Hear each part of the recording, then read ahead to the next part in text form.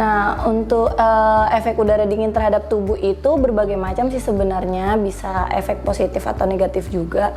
Nah, untuk sebenarnya ketika udara dingin itu otomatis tubuh kita itu akan merespon dengan cara menyempit pembuluh darahnya atau namanya vasokonstriksi. Tapi hal tersebut memang respon alamiah tubuh kita supaya tubuh kita itu menghasilkan panas, jadi kita nggak kedinginan. Nah, selain itu metabolisme ketika udara dingin itu akan meningkat.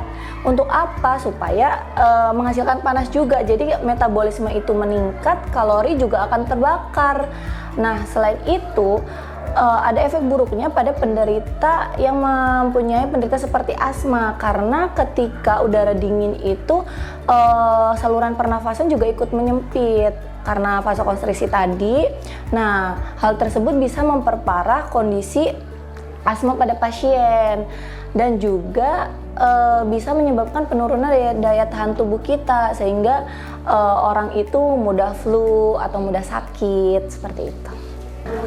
Saat musim dingin itu sebenarnya mungkin seperti kayak flu gitu ya, gampang flu atau enggak bisa infeksi paru-paru, peradangan paru-paru, lebih ke sakit-sakit di pernafasan sih. Kalau misalkan kayak yang punya sinusitis nih bisa tambah parah nih sinusitisnya, karena udah ini gampang mampet hidungnya karena flu-nya tadi. Terus juga bisa menyebabkan dermatitis atau eksim, atau kita kenal juga eksim ya. Kenapa sih? Karena kulit kita itu kering sehingga mudah terluka dan mudah terjadi peradangan seperti itu.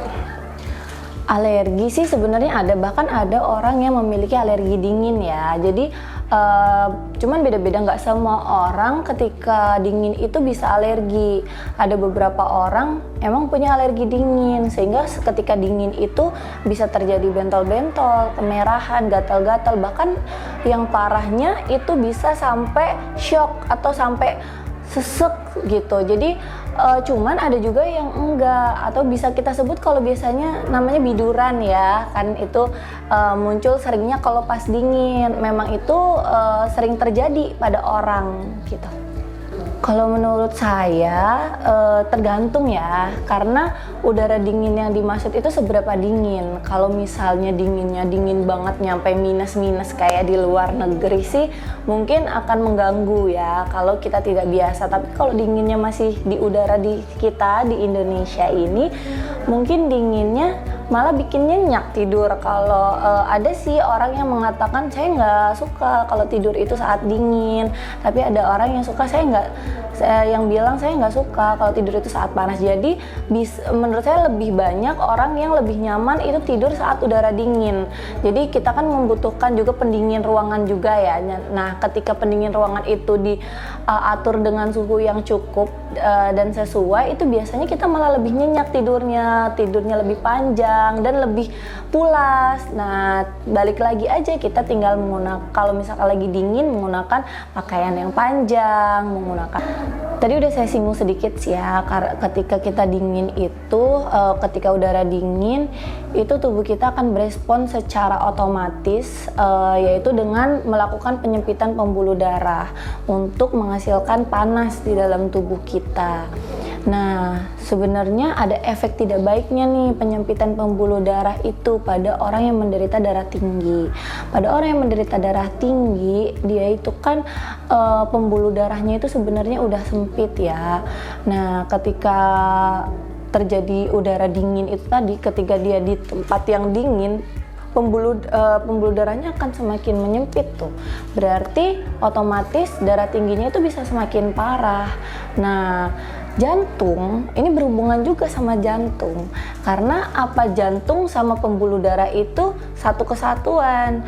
Darah bisa mengalir karena dipompa oleh jantung. Nah, ketika sama aja kayak, anggap aja pembuluh darah itu adalah pipa. Kalau misalkan pipa air itu semakin menyempit, otomatis pompanya itu kan harus semakin kencang supaya airnya itu mengalir dengan baik gitu kan, mengalir sampai ke ujung gitu kan.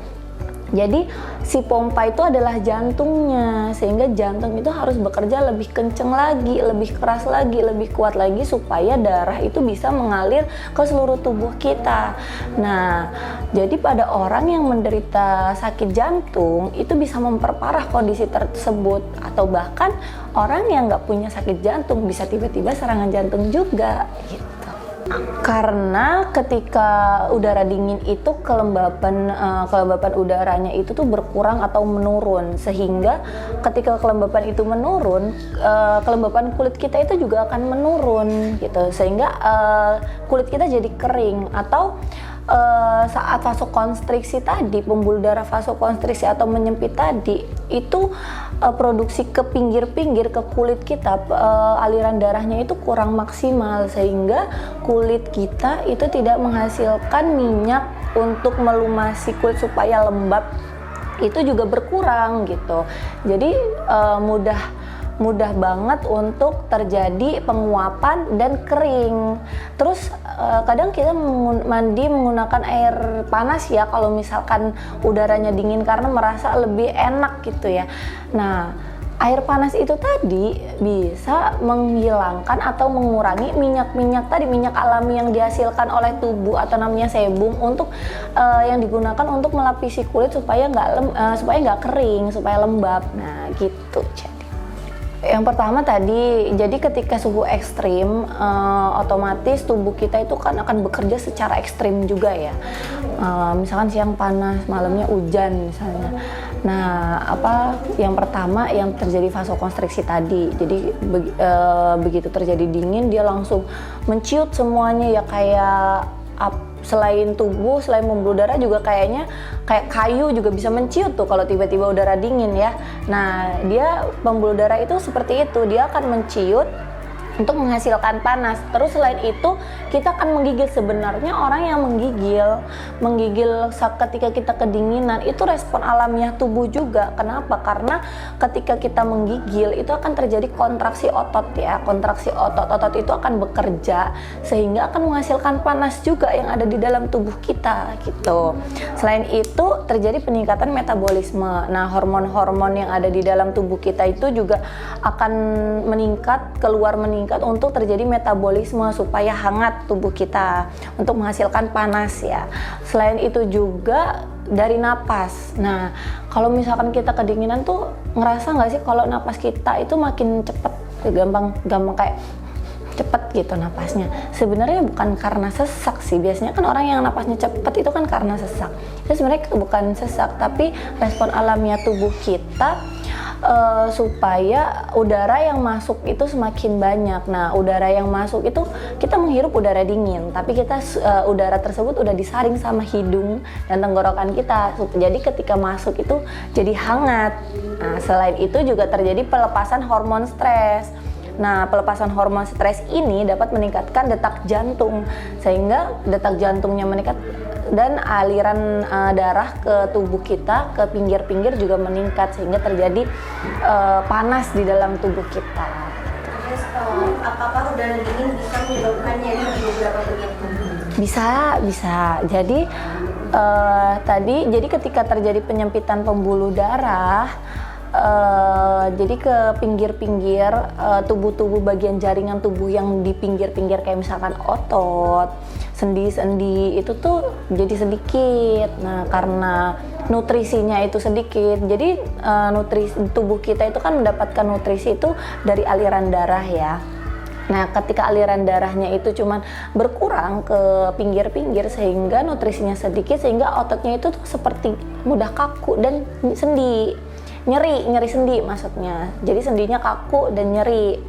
Nah, selain itu juga sensitivitas saraf juga meningkat. Jadi ketika sensitivitas saraf itu meningkat, gampang nyeri juga ketika tersenggol atau kulit itu tersenggol atau gimana, itu gampang ada respon nyeri. Selain itu juga peradangan sendi, misalkan orang yang punya sakit peradangan sendi, kalau misalkan di tempat yang dingin itu pasti nyerinya semakin meningkat dan semakin berat gitu. Selain itu juga bisa menyebabkan nyeri kepala, migrain. Penyebabnya sih sama aja sebenarnya, karena aliran darahnya tadi berkurang atau menurun gitu. Sebenarnya untuk benar-benar selalu sehat itu susah ya, karena pasti kita melakukan aktivitas juga yang banyak, kecapean itu pasti, itu gampang menyebabkan sakit. Cuman diusahakan kalau bisa nih, kalau udaranya dingin itu kita makan itu tetap harus teratur, terjaga dengan makanan-makanan yang bergizi, minimal sehari itu 3 kali dan diiringi dengan nutrisi lain seperti buah dan sayur. Selain itu juga olahraga jangan lupa. Kadang kalau kita dingin kan males ya, lebih banyak tidur tuh. Nah itu jangan lupa olahraga juga. Selain itu minum air putih yang banyak. Kenapa? Karena tadi sebenarnya ketika udara dingin itu kelembapan udaranya berkurang, tubuh kita juga gampang dehidrasi sebenarnya, tapi kita nggak ngerasa karena dingin. Makanya sebenarnya saat dingin juga membutuhkan air yang banyak. Selain itu menggunakan pakaian yang sesuai. Nah, jangan ketika kita dingin pakai pakaiannya yang terbuka, itu makin dingin lagi, makin keras lagi kerja tubuh kita untuk menghasilkan panas. Terus tetap beraktivitas biasa tetap aktivitas nggak apa-apa, kerja tetap kerja. Pokoknya aktivitas sesuai biasanya biar kita nggak stres. Jadi stres juga bisa meningkatkan kita gampang sakit ya kalau kita stres. Nah, dan menjaga kebersihan diri sih yang pasti tetap harus terjaga.